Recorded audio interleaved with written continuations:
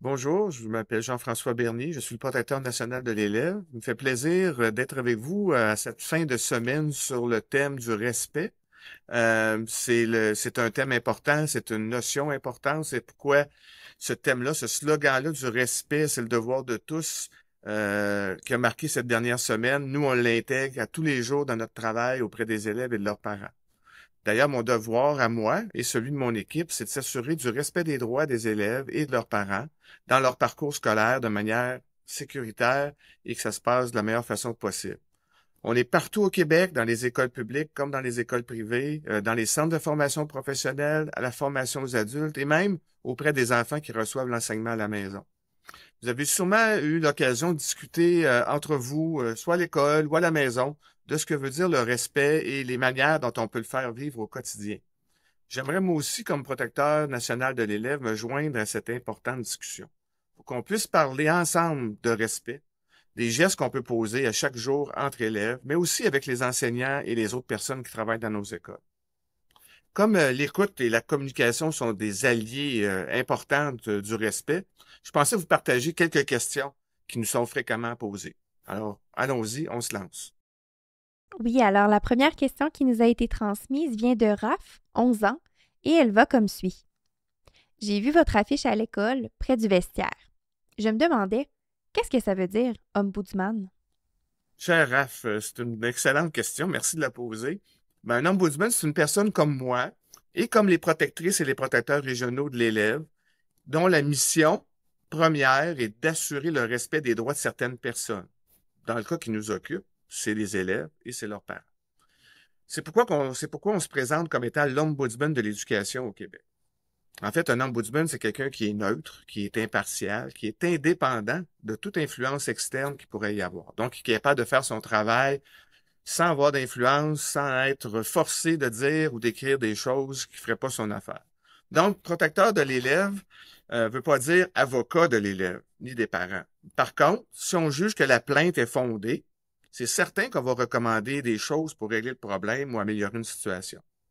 Donc, chaque jour, partout au Québec, comme je l'ai dit tout à l'heure, dans les écoles publiques et privées, on écoute les besoins d'élèves comme toi. Prenons l'exemple où toi ou tes parents vous nous appelez, car tu vis une situation difficile. Bien, on va vous renseigner sur vos droits, sur tes droits à toi et ceux de tes parents. On va vous accompagner. On va poser des questions à toutes les personnes concernées et étudier tous les documents qu'on va leur demander qu'ils vont nous remettre. À la fin de notre enquête, on va rendre une décision.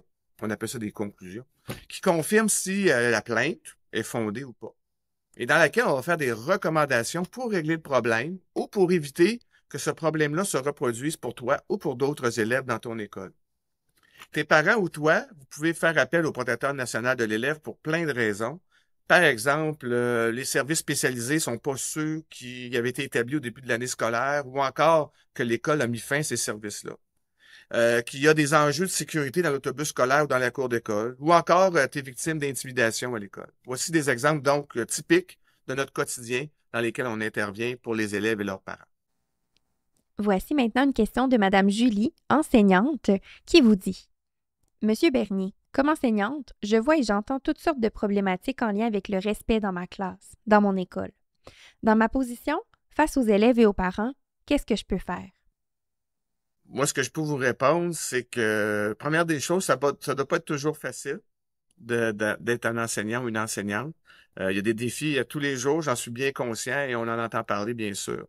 Dans ma position comme protecteur national d'élèves, je suis bien placé pour savoir qu'au niveau du respect des élèves entre eux, mais aussi du respect des élèves à l'égard du personnel de l'école, c'est quelque chose sur lequel il faut travailler à chaque jour. Le respect, bien sûr, pour moi, ça commence à la maison, mais ça se vit aussi à l'école et dans la classe. Tous les enseignants et les enseignantes et les autres intervenants dans nos écoles doivent être des modèles pour leurs élèves en matière de respect, c'est certain, mais eux aussi ont le droit de se sentir respectés et en sécurité dans l'école. Pour s'assurer que ce respect-là est présent, on doit, à mon avis, construire des canaux de communication solides et quotidiens avec les élèves et aussi avec leurs parents. C'est essentiel pour moi. On constate, nous, à tous les jours, les protecteurs régionaux et moi, l'importance de la communication et de la confiance dans de nombreuses plaintes qu'on a à traiter. une façon pratique de s'assurer de tout ça, c'est que les codes ou les règles de vie de l'école doivent être connues de tous et être respectées par tout le monde. Moi, je vous demande, j'aurais voulu vous demander, est-ce que vous connaissez celui de votre école ou que vous soyez un enseignant ou un parent? Déjà, c'est un bon départ pour les appliquer au quotidien. Par ailleurs, votre école doit également avoir un plan de lutte contre l'intimidation et la violence. Ce plan de lutte-là, il doit être connu de tout le monde, des parents comme du personnel scolaire, et doit être mis à jour régulièrement. Ce plan de lutte contre la violence et l'intimidation doit aussi contenir des actions qu'on doit mettre en place quand il arrive des situations d'intimidation ou de violence ou de cas d'actes de violence à caractère sexuel. C'est important pour tout le monde de savoir comment agir rapidement dans de telles situations. Si jamais vous étiez témoin de tel acte de violence à caractère sexuel, par exemple, vous comme professeur ou les parents ou les autres élèves, vous pouvez le signaler directement à nous. Alors, n'hésitez pas, la sécurité de nos enfants est primordiale. J'en profite d'ailleurs, Madame Julie, pour vous dire que toutes les personnes qui font appel à nous ou qui participent à nos enquêtes sont protégées contre les représailles, que ce soit les parents ou les élèves qui font des plaintes ou tous les témoins qu'on va rencontrer dans nos enquêtes. Toutes ces personnes qui collaborent à notre demande à une enquête sont protégées contre les représailles. Donc, il n'y a pas d'hésitation à avoir. Faites-nous signe, on va s'occuper du problème. Nous avons également une question de Simon et MJ, parents de Vic. Ils vous demandent: Monsieur Bernier, notre enfant vit de l'intimidation à l'école depuis que nous sommes déménagés. Il y a des périodes pires que d'autres. On ne sait plus quoi faire. Comment pouvons-nous agir pour que ça cesse? Ben, merci de votre question. Encore une fois, je viens de parler d'intimidation dans la dernière réponse. Alors, à ces deux parents, puis à tous les autres parents, ce que j'aimerais répondre et leur dire, c'est que vous êtes les meilleurs juges d'une situation qui concerne votre enfant. Évidemment, en milieu scolaire, vous partagez une partie de la responsabilité de son bien-être et du respect de ses droits avec l'école que votre enfant fréquente et avec les gens qui y travaillent. Vous me dites que votre enfant subit de l'intimidation. Est-ce que vous en avez parlé avec son enseignant ou avec la direction de l'école? Je vous résume les 3 étapes de la procédure standard qu'on a à suivre quand on veut faire une plainte ou manifester une situation d'intimidation. La première étape, donc, il faut en parler aux intervenants ou à la direction de l'école. Même leur écrire dans la mesure du possible, c'est encore mieux, et leur demander d'agir pour mettre fin à la situation. Si la direction de l'école ne vous a pas donné de nouvelles dans les 2 semaines, on parle de 10 jours ouvrables, ou si vous n'êtes pas satisfait de la réponse qui vous est donnée, ça vous donne accès à la deuxième étape de la procédure qui est au niveau du centre de service scolaire ou de la commission scolaire ou d'école privée directement. On appelle ça un responsable du traitement des plaintes à la deuxième étape. Cette personne-là a 15 jours ouvrables ou 3 semaines de calendrier, elle aussi, pour vous donner une réponse par écrit par rapport à votre plainte. Là encore, si elle n'a pas répondu dans ce délai-là, ou si vous êtes toujours insatisfait de ce qu'on vous a répondu, ça donne ouverture à la 3e et dernière étape, qui est celle du protecteur régional de l'élève. À notre niveau, à nous, il y a un guichet unique, donc c'est pas compliqué. Il y a une ligne 1833, il y a un formulaire en ligne, il y a le courriel qui est destiné pour ça. Il y a des textos possibles pour les élèves et leurs parents. Donc, vous n'hésitez pas. Si vous n'êtes pas sûr, manifestez-vous quand même. On va vous guider, on va vous accompagner dans votre cheminement de plaignant. Dans tous les cas, ce que je tiens à dire, c'est que si vous avez des doutes, donc, appelez-nous. Et une dernière chose que je veux vous dire, à vous les parents qui me posez cette question-là, bien à tous les autres parents, si votre enfant est victime par exemple, d'un acte de violence à caractère sexuel, au-delà de l'intimidation, ou si vous êtes témoin même d'un événement de cette nature-là vécu par un autre élève, contactez-nous sans tarder. Dans ces 2 cas-là, de signalement ou d'une plainte en matière de violence à caractère sexuel, c'est une exception. On n'a pas besoin de passer par les 2 premières étapes. Vous venez nous voir directement. On va s'occuper rapidement du problème. Et nous avons la dernière question qui nous a été transmise par Maxime, directeur d'école, qui nous dit: Je suis directeur d'école depuis 15 ans. Au fil des années, j'ai pu voir les pratiques évoluer.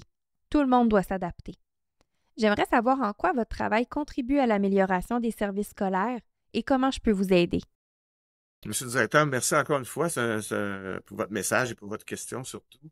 Le rôle d'une direction d'école est complexe. Je sais que vous pouvez parfois vous sentir démuni face à certaines situations ou le nombre de situations que vous avez à gérer chaque semaine. Comme directeur, vous agissez évidemment comme un modèle en matière de respect des droits des élèves et de respect envers eux, envers leurs parents et envers vos équipes. Ici aussi, La communication dont je parlais un peu plus tôt est cruciale et vos équipes, avec vos équipes, avec les parents, avec les élèves. Mais la formation de votre personnel et la vôtre l'est tout autant. Et le fait pour eux comme pour vous de connaître les documents clés qui doivent être appliqués dans votre école et utilisés selon les circonstances. Je pense ici encore au plan de lutte contre l'intimidation et la violence, les codes de vie, et aussi votre connaissance des ressources externes disponibles, que ce soit le réseau de la santé et services sociaux, les services de la DPJ, etc., doivent être connus vraiment par un maximum d'intervenants dans les écoles. On recommande, nos recommandations viennent fréquemment soutenir des directeurs comme vous dans leur travail, en proposant des solutions parfois jamais envisagées auparavant. Alors, de cette manière-là, nous, on contribue à l'amélioration des services et de la gouvernance scolaire. Ce que je vous inviterais à faire à vous et à tous vos collègues qui travaillent dans les écoles comme directeurs, mais aussi comme personnel, c'est de ne pas voir les protectrices et protecteurs régionaux de l'élève, ni le protecteur national comme une menace, mais plutôt, au contraire, comme des personnes à la recherche de solutions, toujours au bénéfice premier des élèves. Un peu comme vous, finalement. On travaille tous dans la même direction et pour les mêmes finalités. Alors, comment permettre de régler des problématiques et des enjeux? Ben, une bonne piste pour ça, c'est en mettant en application les recommandations qu'on va vous faire. C'est en vous assurant que les affiches que le protecteur national a fournies à toutes les écoles du Québec, il y en a plus de 3100. Les 3100 écoles du Québec ont reçu plusieurs affiches à mettre sur leur mur. Donc, en vous assurant que les affiches sont bien visibles sur les murs de votre école, puis en vous assurant que les informations sur la procédure de traitement des plaintes est rapidement accessible sur votre site web ou sur celui de votre centre de service scolaire pour informer les parents et les élèves du recours en cas d'insatisfaction ou s'il y a des problèmes d'intimidation, de violence à caractère sexuel ou à l'égard des services scolaires. En terminant, il me reste à vous remercier pour ces questions vraiment intéressantes. J'espère que ça vous aura permis de mieux connaître pourquoi on existe et comment ensemble on peut œuvrer à chaque jour pour des écoles empreintes de respect et stimulantes aussi pour nos enfants. Je vous invite et je nous invite à continuer à déployer tous les efforts possibles, qu'on soit des élèves, des parents ou des intervenants scolaires, pour développer une école accueillante, bienveillante, inclusive. Il me semble qu'on en a besoin plus que jamais, vous ne trouvez pas? Puis comme société, je peux vous garantir qu'en allant dans cette direction-là, on va en sortir grandi. Bref, il me reste à vous dire belle poursuite pour l'année scolaire 2025. Au plaisir de vous revoir.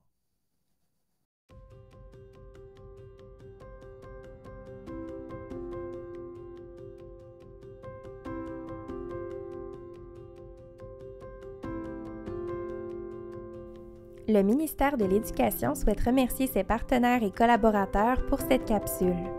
Maître Jean-François Bernier, protecteur national de l'élève, Nicole Stipanicic, conseillère en communication au protecteur national de l'élève, ainsi que le Comité québécois pour les jeunes en difficulté de comportement.